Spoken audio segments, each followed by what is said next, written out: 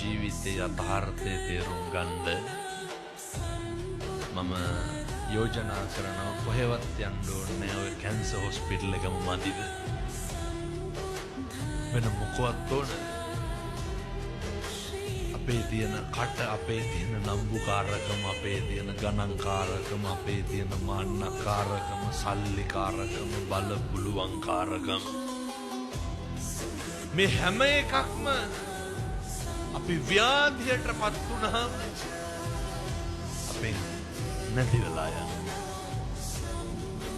අර දැකලා තියෙනවනේ අර දියවැඩියාව හැදුනහම කකුලේ තුවාල හොඳ වෙන්නේ නැහැ. වාට්ටුවට ගියාට පස්සේ පුත්තලමේ රෝහලේ අර උදේට අර තුවාල ගලවනවා දොස්තරට බලන්න. මෙතන ගලවලා නිකන් උඩින් රෝස් කෑල්ලක් කියලා තිබුණා.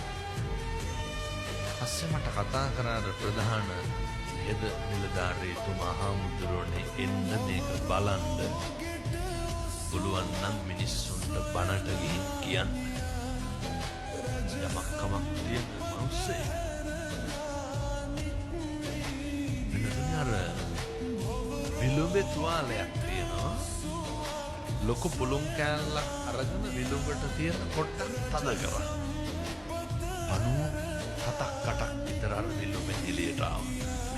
ජීවිතය අපේ හැටි. අර ඕන තරම් ඉන්නවා මං කියන්නේ. මෙහෙම මැරෙන්න තියෙන අපි මොකක්ද පිරිමහන්න තියෙන එදිරිවාදීකම? මෙහෙම මැරෙන්න තියෙන අපි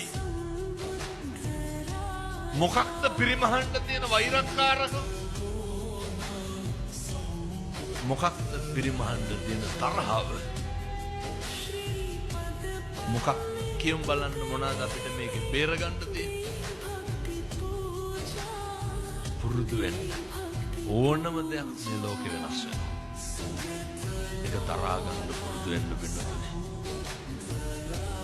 මේ ලෝකෙ ඕනම දෙයක් නැති වෙනවා. ඒක තරහා ගන්න